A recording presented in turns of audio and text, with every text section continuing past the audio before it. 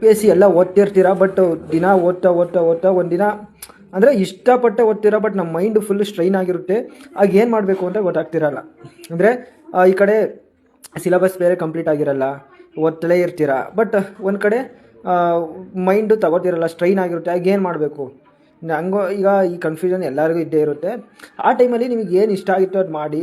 ಸ್ವಲ್ಪ ಜನಕ್ಕೆ ಟ್ರಾವೆಲ್ ಇಷ್ಟ ಇರುತ್ತೆ, ಟ್ರಾವೆಲ್ಗೆ ಹೋಗಿ ಬನ್ನಿ ಒಂದು 2 ಡೇಸು ಆರಾಮ್. ಅಂದರೆ ನಾವು ಅಂದ್ಕೋತೀವಿ ಅಂದರೆ ಮೈಂಡು ಲಿಮಿಟೆಡ್ ಅಲ್ವಾ, ಈಗ ಏನೋ ಫುಲ್ಲು ದಿನಾನೇ ಕೂತ್ಕೊಂಡು ಓದೋಣ ಅಂತ. ಬಟ್ ಒಂದು ಬ್ರೇಕ್ ತೊಗೊಂಡು ಮತ್ತೆ ಸ್ಟಾರ್ಟ್ ಮಾಡಿ, ಆಗ ಫ್ರೆಶ್ಶಾಗಿ ಓದ್ಬೋದು.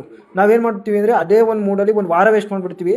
ಅದು ಬಿಟ್ಟು ಒಂದು ದಿನ 1.5 ದಿನ ನೀಟಾಗಿ ಬ್ರೇಕ್ ತೊಗೊಂಡು ನಿಮ್ಮ ಮನೆ ಜೊತೆ ಟೈಮ್ ಸ್ಪೆಂಡ್ ಮಾಡಿ, ಇಲ್ಲಿ ಹಳ್ಳಿಗೆ ಬಂದು ಕೆಲಸ ಮಾಡಿ, ಅಥವಾ ಯಾವ್ದಾದ್ರು ಮೂವಿ ನಿಮಗೆ ಇಷ್ಟ ಇದ್ದರೆ ಮೂವಿ ನೋಡಿ, ನೀಟಾಗಿ ನೋಡಿ ಮತ್ತೆ ಓದೋ ಕೂತ್ಕೊಳ್ಳಿ. ಆಗ ಒಂದು ರೀಫ್ರೆಶ್ ಮೂಡ್ ಸಿಗುತ್ತೆ.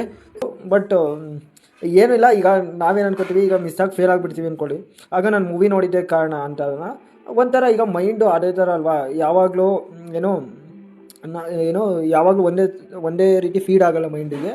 ಸೊ ಅದಕ್ಕೋಸ್ಕರ break is necessary to read something.